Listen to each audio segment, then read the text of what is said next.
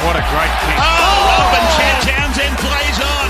Plays to the whistle. Kicks away for Valentine Holmes. Penalty again. Wow. Shawn Johnson, brilliant.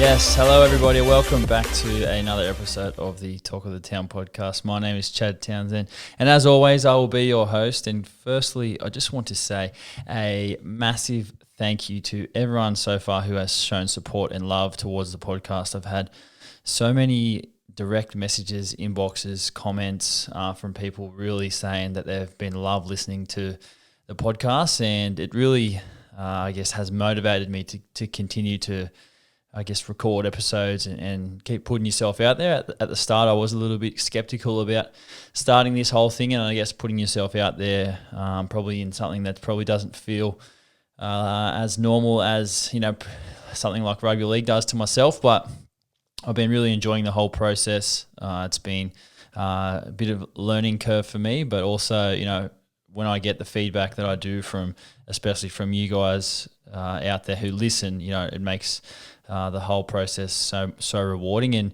And to also to my guests so far who have come on, it's been, you know, really enjoyable to have those guys on, and I've got a few people in the wings who are waiting to come on as well, and I can't wait to, you know, chat to those people and see where we go. So today's episode is a Q&A. So basically, a few days ago, I put up a post on my Instagram story, which was where you could ask questions on the Q&A. And like I said at the very start of this podcast and at the start of this journey, I do want this podcast to be an inclusive space, one for all of us, where we can all, you know, I guess learn something, whether that be, you know, from a guest or, you know, from a professional athlete about things that they do, habits, high performance, business, because I am very interested in that space, and I wanted to, you know, include everybody. And by that I meant, you know, opening up a few Q&As and making sure that if someone did have a question, I guess, for a guest or for myself, that,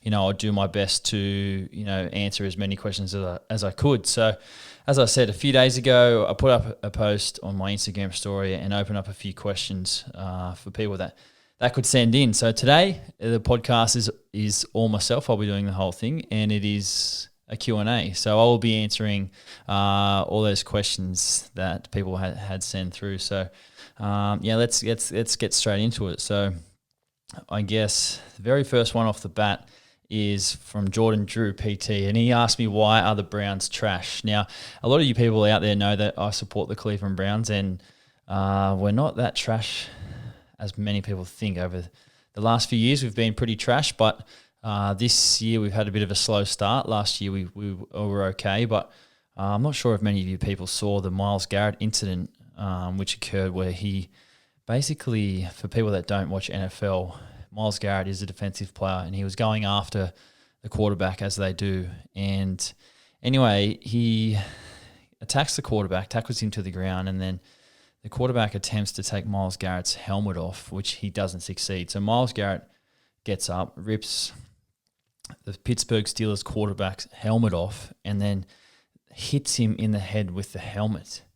And it is just an absolute diabolical scene. I mean, I was a little bit embarrassed because I support the Browns, and Myles Garrett is such a good player, but he's been suspended for the rest of the season without pay, and I think that probably won't be the end of it. I know the Browns also got fined $250,000. So next question is from Lima Sopawanga. Now, shout out to Lima. Lima is a rugby union player, ex-All Black, who currently plays over in the UK, and he asks who's got the worst jump shot at the Sharkies. Now, a lot of you people who may have seen me on social media know that I love basketball. I love to play basketball. I've got a basketball ring at my house, and I quite often shoot hoops on the vlog on YouTube. So if you haven't seen any of my vlogs, you can watch them at YouTube, my YouTube channel. But the worst jump shot, geez, there are quite a few actually good basketball players at our club. You know, Sione Katoa is really good. He's really athletic, loves the Sydney Kings. I don't know if you guys have seen Sione Katoa finish a try in the corner. Geez, he had some absolute rippers this season for the Jets. And also he's done that in first grade as well. He's a super exciting talent. But then there's Ronaldo Mulatalo, who's also, reminds me of almost a young, I guess, Israel Folau or Greg Inglis with the type of body shape Ronaldo has, like long, very long. He's also got space to add a few kilos to his frame, and those two guys love their basketball. But I know Shawnee loves his basketball. But to answer the question in terms of the worst jump shot, geez, that's a little bit hard. I might have to say maybe Braden Ueli. Throughout the season, actually, we played out at Penrith, and we stayed out there the night before, and we went down to the mall, and there was a bit of a youth group, and there were some kids who were at the sort of youth workshop space, and they were just playing basketball, and a lot of the boys were like, let's go and play. So we just went over and started playing with these kids, and I just remember Braids was trying to shoot the ball, and we were just laughing. It was pretty funny, but it's pretty hard to single one person out in that regard. So I'll move on to the next question, and that's from Flinny Graham. And Flinny asks, who's your best mate at the Sharks, or who do you hang out with the most? Now, that's a good question, because in a team sport, it is, I guess, you're around a lot of people the whole time, and to nail it down, I guess, to one best mate, it's pretty hard, because I don't think I've got one best mate at the club. I obviously, have really good relationships with guys like Wade Graham, Matt Moylan, Shawn Johnson, Aaron Woods, guys that I guess are around my age and also go through, I guess, the same things as myself. Like, a lot of the boys my age, married, have kids, are into the same interests. Wade and myself, we love playing golf together.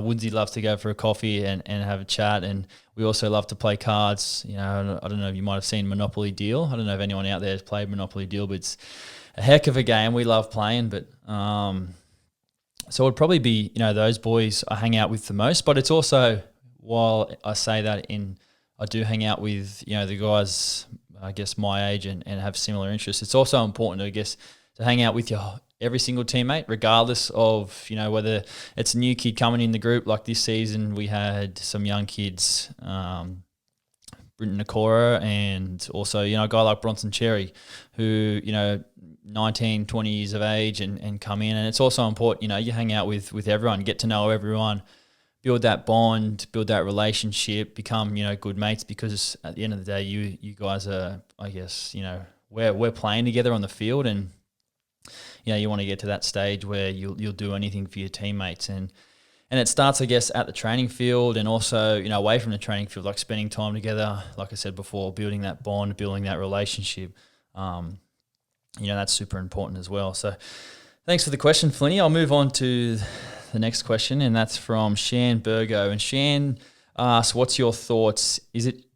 Is Shawn Johnson going to have his best year ever? Now, that's a good question. I love Shawnee. Shawnee's been such a good addition to our team, and I really do feel like he's heading into a big year next year. He's I guess learnt to play for the Sharks, and it's a little bit different to playing at the Warriors, and also in terms of like culture and I guess expectation and things like that. But Shawnee, I've got no doubt will grow into, a greater role next year, and I'm really excited to play alongside him. So thank you very much for your question. So I'll move on to the next question, and that is from CJ372. Now, keep in mind that they're all, like I said at the start, all these questions are from my Instagram story. So if you are listening to the podcast and you would like to ask a question on the podcast for the next Q&A, please make sure you write them into the Q&A section throughout my story. So like I said, this question from CJ, and CJ asks, who is more likely to win a Super Bowl in the next 50 years, the Jets or the Browns?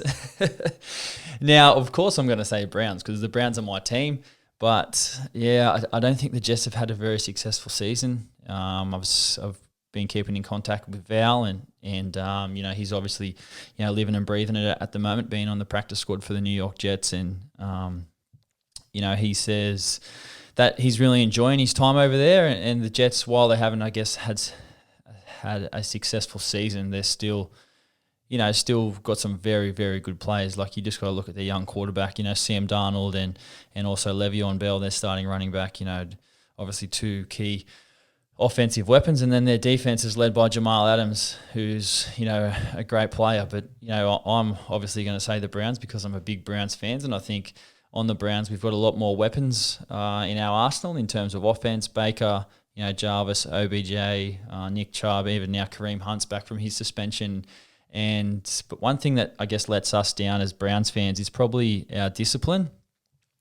Browns give away a lot of penalties, and it probably was highlighted, as we spoke about before, with the incident with Myles Garrett, because he just lost his cool. And at the end of the day, those sorts of acts, they hurt the team. And while, he'll be punished financially, but at the end of the day, he's a really good player and he's a starting player. And when you do something like that, it doesn't just hurt yourself, it hurts the team, because the team will play the rest of the season and they'll be without one of their best players. So to answer your question, CJ, definitely the Browns because I'm a Browns fan. Next question is from Lord Frost Jr. Now, Lord asks, what's your thoughts on the 6 again call from the grand final? And I did touch on this probably in the first podcast, actually, with my co-host, Wobber, the co-host. And I thought I saw it just as pretty much well as, I guess, 99% of every other person, where I did think it was 6 again. It was a very, very tough decision against. Sorry, I didn't think it was 6 again. I thought it was a very tough decision against the Raiders. But in saying that, they are the rules. If the ball does hit the referee, it does mean that it gets the call is 6 again to the offensive side or the team who has the ball, and that's just unfortunate. Sometimes you get those calls, sometimes you don't. So next question is from Homes amongst the gum trees. That's a little bit hard to read because it's so small. But Holmes asks, who is your number one ultimate dream guest to have on the pod? Now, that's a great question because when I started the podcast, I thought to myself, geez, I need to write a list here of people who I'd love to get on. So I do have a sort of a dream list, and I'd love to get through that. But to narrow that down to one person, geez, it would, I'd say it would have to be... I've named 3 people who I'd like to take to dinner on a previous podcast, and if I had to narrow it down to 3 people, it would probably be these 3, and those 3 are, I guess, Gary Vaynerchuk. Now, I've spoken a lot about Gary V and sort of his influence on the fact that how I've started this podcast and vlogging and social media and building a brand and trying to make the most of your position as a professional athlete, but also it doesn't matter what you do for a job. You can try and build your own brand, whether you're a chippy, whether you're a doctor. Try and build your brand through, I guess, online sort of social media marketing. So it would definitely be, number 1 would be probably Gary V. Number 2 would be Warren Buffett, the Oracle of Omaha, they call him, the great investor, such a smart guy. I've read up a lot about Warren Buffett, super successful. So if you're out there and you wanted to learn a bit more about Warren Buffett, I definitely would suggest reading up on him. There's a few cool videos on YouTube of him as well. His daily routine. He gets up at, I think it was 6:45 every morning, goes to Macca's and gets Macca's breakfast on the way to his home. Still drives an old car that he's had for years. Like, there's some really cool stories about Warren that I would love to hear about. He's very big on compound interest and making your money work long term, and in things like index funds and things like that. But that's obviously a whole different topic, a whole different scope to what we're talking about today. And number 3 would be probably one of my favorite sportsmen of all time, and that is Roger Federer. And I've spoken a lot about Roger Federer on the podcast. I love who he is as an athlete, as a father. How he goes about his business. I love the fact that he just plays with raw emotion. Will probably go down as one of the greatest tennis players of all time. But the fact that Roger can, on the biggest stage, like win the tournament, and then, he just pours out with emotion. And for me, for a grown man who's, already won Grand Slams in the past, but you see tears in his eyes because you just know how much it means to him. And for me, like, I love seeing that. I love the way he handles his business. Just if you ever look at Roger Federer, like, you can look at his arms, because one of his arms, I think he's right-handed. I think he is. His right forearm is probably double the size of his left, and same with Rafa as well. And obviously, that comes with a tennis player. But he would be probably those three. So would be my top three if I had to pick. And it's so hard to pick top three because there would obviously be a lot more sports people, I guess, and more other really interesting people that I'd love to get onto the podcast one day. Might even ask ScoMo one day because he is the number one ticket holder in the Sharks, and who knows, he loves his Sharkies, so he might say yes one day. So I'll move on to the next question, and that's from Michael Plante, 1980. Now he asks, why do you feel there were so many leg injuries in 2019? And that is a very difficult question to answer because at the end of the day, it is a hard one. Like, I'm not too sure. It's sometimes it comes down to a little bit of luck, depending on the field you play, load management, things like that. But it's so hard to put down to one thing. With leg injuries, and I know that our staff at the Sharks do such an incredible job. One of the most professional, high performance staff that I've ever been involved with, and someone like myself, I put full faith in them to get myself ready and our team ready. So, that's a really hard question to answer. I'm not 100% sure on that. So, next question is from Charlie_9. And that question is, why did you pick the name Cairo for your son?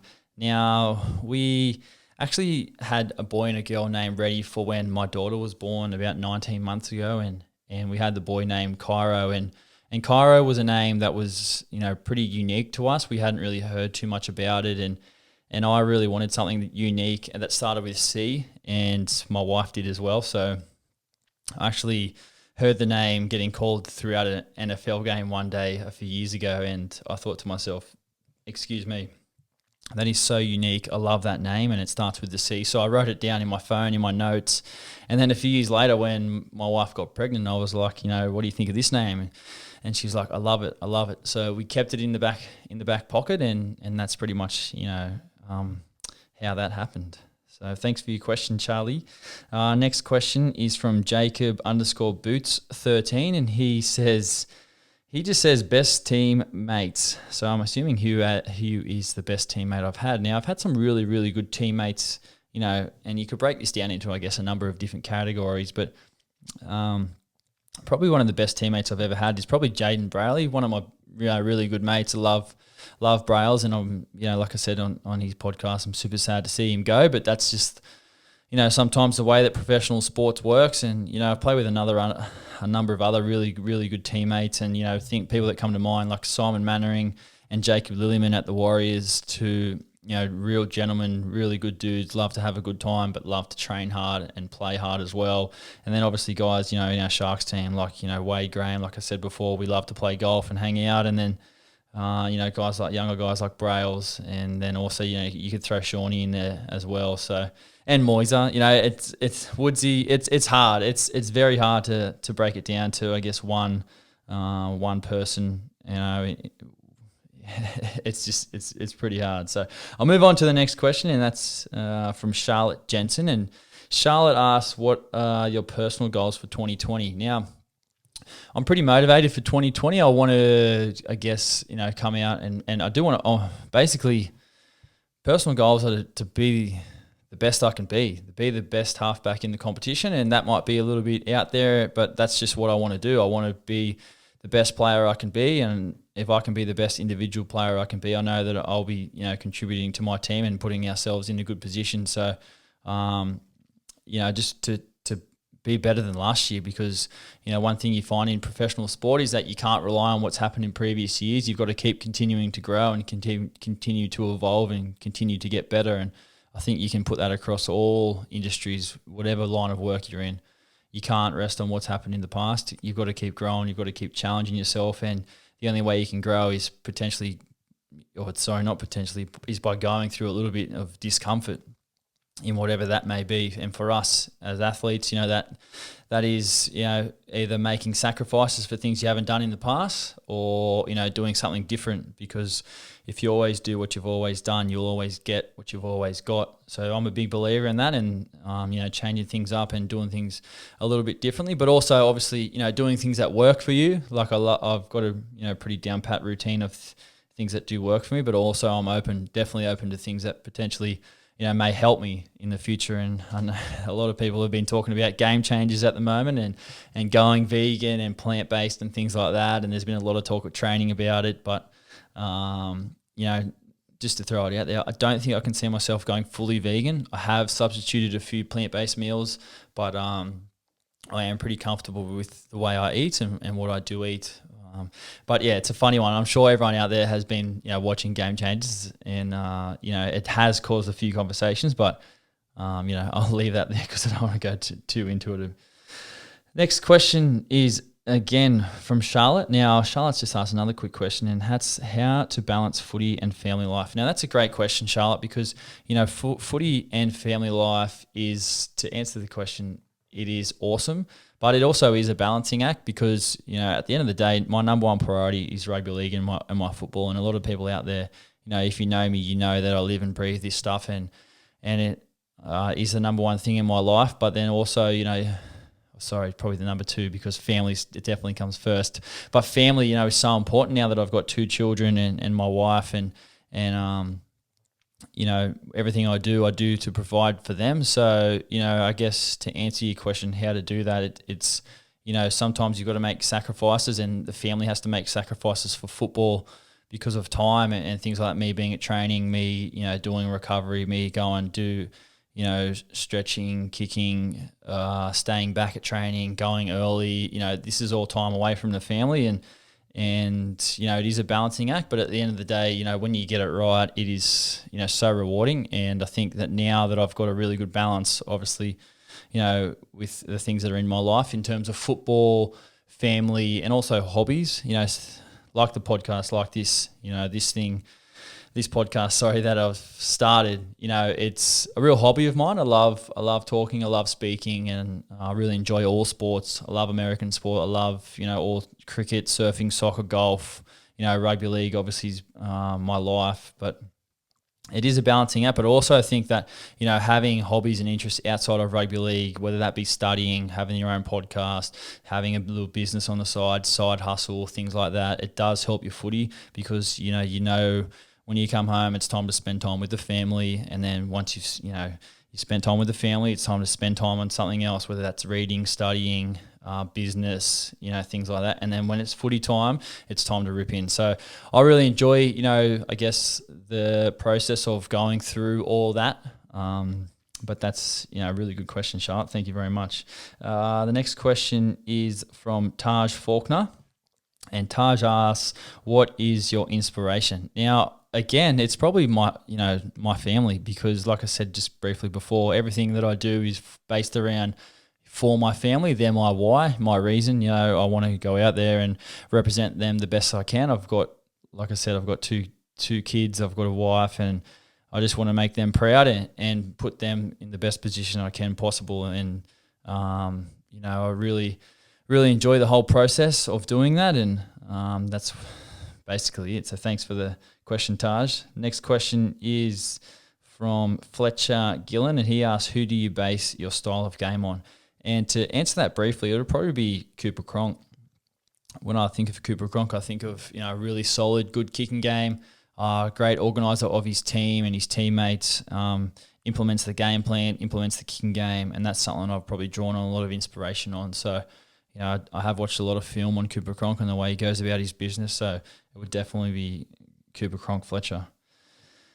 Next question is from Ryan Woodhead 13. He says, can you keep doing podcasts with NRL players exactly like the one with Brayley? Now, that is my plan, Ryan. I've got Aaron Woods coming on soon, and he loves a chat, does a lot of radio with Triple M, and he will be one of the guests soon. But I do have a number of other players that I've got lined up. I'm not going to say their names just yet because they've got to be finalised. And I also think it's important that that they want to come on. And if they want to come on, I'd love to have them. But there's no pressure on my end because it's not for everyone.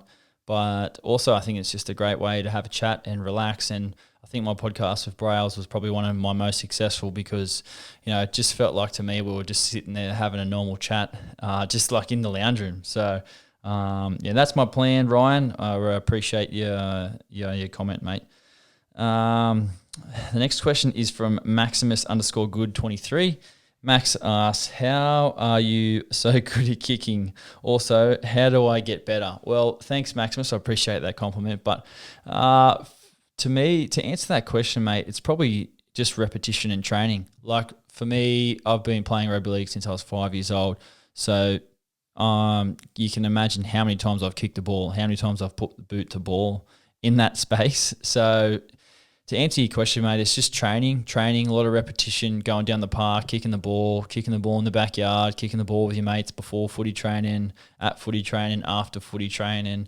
They're all the things that I used to do when I was a kid. And, the more times you do something, the better you get at it. So if that's one thing I can give advice to anyone, it would just be repetition. Do it, live it, breathe it, and then at one stage, it'll become second nature. Next quick comment is from Wobber, the co-host. And Wobber just asked, #what's doing? What's doing, Wobber? Now, Wobber will be back on soon, but, his segment was super successful with his what's doing. So shout out to Wobber. Thanks very much, mate. The next question is from G City. Now, G City asks, why do you think the Warriors consistently underachieve?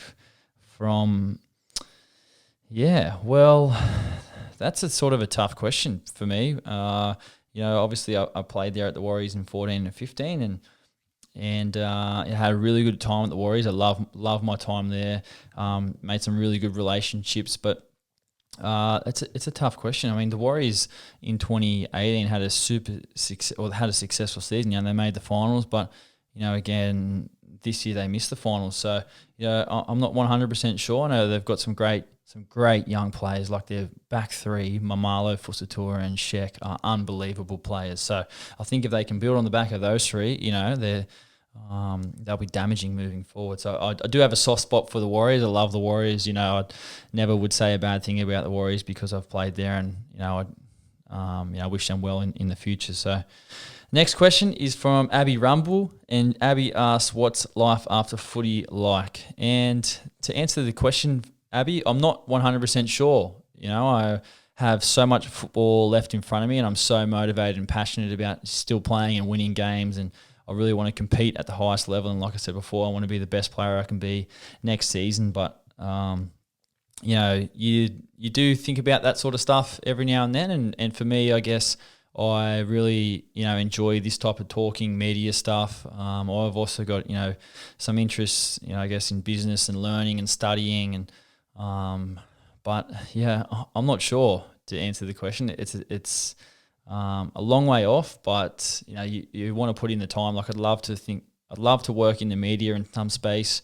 Like I said before, I've got a passion for all sport. So, I'm sure there's going to be something out there for me if I work hard enough at it and, put the time in. So that'll happen when it happens. The next question is from Tali Cooper. Now, Tali asks, did you go for the Sharks as a kid, and did you ever think you would play for them?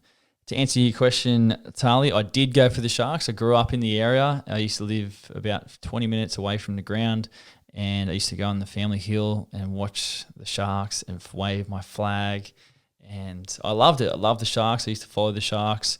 I was footy mad when I was a kid. Pardon me. And I probably, I didn't probably take it, serious enough.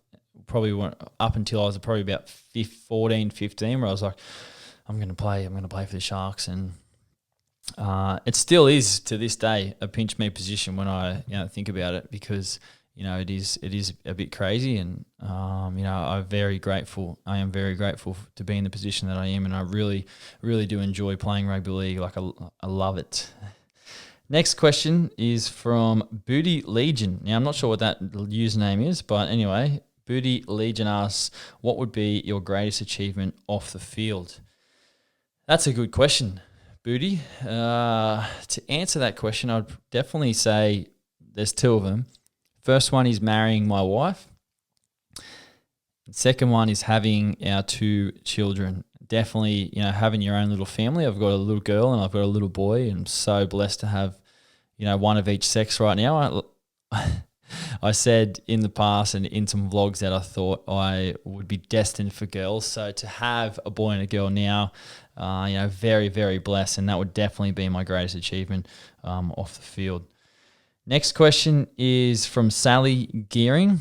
Now, Sally asks, which player do you wish you played with or would join the Sharks? That's a good question, Sally, because there's so many good players, across the NRL, wonderful players, and I guess across your career, you're playing some, against some great players. And I was lucky enough to make my debut against Darren Lockyer, which I still am blown away at today, because Lockyer will be one of the greatest players to go down in history. I've played against some great players. Also, obviously Cameron Smith comes to mind, just the way you can control a game. So it would probably be, Cameron Smith. If I could play with one player, it would probably be Cameron Smith. I think I'd learn a lot from Cameron Smith. And even, someone like GI, powerful GI, Billy Slater, because I love the fact that when, Cronk and Slater used to play together, like Cronk and Slater would just have these, little looks where Cronk would, and they just look at each other and they know what was going on. And, whether that meant like a little kick behind the defensive line, and Slater would be looming, and he'd always time it to perfection. And that, to me, is just repetition after repetition, playing together year after year after year. And that's how you build, a good combination. And that's what I guess I'm trying to push here at the Sharks in terms of, like I said before, relationships, friendship bonds, building time together. Because when you have that time together, it makes things a lot easier. Playing together with people over the years and years and years in combinations, that's when, you start to flourish. So probably be Cameron Smith, to be honest, Sally. So thanks for your question. Next question is from Sam McCosta. Would you consider a collab with Bloke in the Bar? Yes, definitely. I love Denon Kemp. He does some wonderful stuff. Bloke in the Bar, man, what a story Denon has to finish up his rugby league career and just basically, put himself out there, start his own, I guess, podcast, Bloke in the Bar, video, web show, it's awesome. I love Denon Camp. He puts some amazing content out there, some really cool stuff. He really does back the players, all of his view. He's got a bar up on the Gold Coast, obviously. Bloke in the Bar, got his own beer, so doing some amazing stuff. So shout out to you, Denon. What an awesome job you're doing. Next question, is from Dim Sim 48. How are you traveling this off season?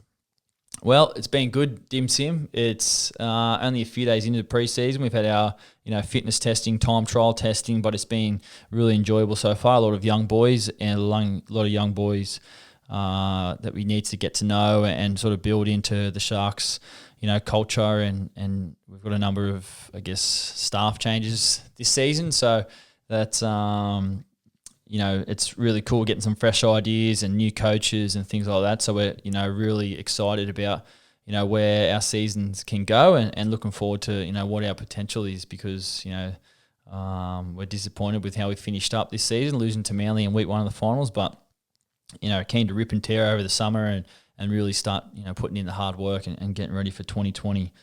Next question is, well, it's not a question, it's a statement. Deacon Sharks _2016 says, do a podcast with Cherry and Bronson Cherry. And yeah, that is on the horizon, Deacon. I'd love to get Bronson on here one day, but it's totally up to him. I'll ask him for you, Deacon. So thanks for your comment. Next question is from R_Bonamy. What's it like walking out onto the field and seeing the crowd erupt? Well, that is, especially at Shark Park, it is amazing. Probably one of the best feelings you can get, and the best feeling I remember would without doubt be the grand final when we ran out on the field, in front of 80,000 people. 70,000 of them would have been dressed in black, white and blue, which is crazy. But, you can't beat running onto Shark Park, especially, Sunday afternoon, 2 o'clock, the sun's out, the crowd is just packed, full of members and fans. It's an amazing feeling. It's why you play rugby league, and And when you win those games, it's so special. You have to really enjoy the moment and just really take it in. So shout out to all the Sharks fans out there who consistently come to games and support the boys through thick and thin. We appreciate you guys as always. Next question is from Kieran F. Was there ever a time you almost joined another club outside of the Warriors? Look, that's an interesting question, actually. When I was off contract before, when I went to the Warriors, I actually had a meeting with Phil Gould. I went to lunch and had Chinese with Phil Gould and spoke about the Panthers, and I nearly went to the Panthers, actually. It was pretty much the Panthers or the Warriors back in 2014 or 2013 when I left the Sharks the first time. And that was very interesting. I had a really good time talking to Phil Gould. I really respect Phil Gould and the position that he's in, and obviously been around the game for such a long time. So, nearly went to the Panthers back then. Next question is from Brendan Vincent. What drove you to become a professional athlete, and what sacrifices did you have to make? Well, Brendan, it was just my love for the game. I wanted to play rugby league. I loved playing football since I was a kid. It was all I wanted to do. I wanted to be a professional rugby league player. And with that, comes a lot of sacrifices. Things like when you're a kid, not going out, not drinking, eating well, there's distractions out there. Like there's, your friends who don't want to play rugby league are probably doing other stuff, and that stuff you probably can't afford to do if you want to become a professional athlete. So there are a lot of sacrifices, that I myself made, and I don't want to go into too much detail on that because we can probably save that for another time. But a lot of sacrifices, a lot of training, and that means, obviously training becomes a sacrifice because you potentially could be doing something else, but you've got to be doing training instead. So a lot of training, a lot of dedication, and that's probably it to answer your question, Brendan. Appreciate that. Thank you very much. Next question is from Logan Coffey. Who is your favourite player to play with? And that's a really good question. My favourite player to play with now, and I'll probably answer that from specifically the 2019 season, and that would be, it would probably have to be Jaden Brayley. Yeah, we had, obviously he was the hooker, I was the halfback. He's passing me the ball a lot of the time. Like I said, he's one of my good mates. We have a lot of banter, Brails and I, and a lot of the other boys. But we also we have a lot of fun. Like we can be in in the middle of a game at times, and then all of a sudden I look at him and I say something to him, and he will acknowledge that he's heard me, what I've said, and then all of a sudden he'll just smile at me and just say something random, and it's it just brings you back to earth, and it's yep, there's the focus, let's go, and then when you're in a position where you're going to win the game, or at the very end, we just enjoy our time together and have a bit of banter, and that's what it's all about. It's fun, you enjoy your football when you're having fun and you're playing well. So, probably Jaden, to be honest. All right, I'm going to move on to the last question, and that's from Big Fletch and Jan's show. And Big Fletch asks, what's your thoughts on not being at Shark Park for a few years? Will it affect the boys? And as many of you know, we are undergoing renovations at the Sharks Leagues Club, which unfortunately we've had to close down Shark Park for the next 2 years. So we will be playing our home games out of Cogra at Net Strata Jubilee Oval, which is not really that far away from the Shire for a lot of our Shire fans and Sharks fans, but it is, I'd be lying to say if it was easy. It is probably a little bit difficult, but in saying that, us as a playing group, we are not tossing up any excuses. We are super determined to have a good season and make that ground our own, make it our home ground, when we play our games out of there, and we urge every single Sharks member and fan who has supported us over the last few years to continue to come to Net Strata Jubilee Oval, because at the end of the day, you guys are supporting the team and the boys. You're not supporting, I guess the ground and the other mob who play out of that ground. But, we really do need your help. We're not using it as an excuse. Understand the fact that once this renovation is done, our club will be set up in a really good position moving forward. So, we're super excited to play out of there. I know we're taking a few other games away on the road as well, but basically it's no excuses for us. We're down to business and ready to go and don't want to use any excuses at all. So that's it, guys. I hope you enjoyed that. Thank you very much to everyone who threw in a question for the Q&A podcast. If I didn't get to your question, I apologise, but be sure to stay tuned to my Instagram story because I will be doing these quite regularly. So I appreciate you guys as always. Make sure that if you enjoy the podcast, you subscribe, and we'll see you guys on the next episode. Thanks, guys. Bye.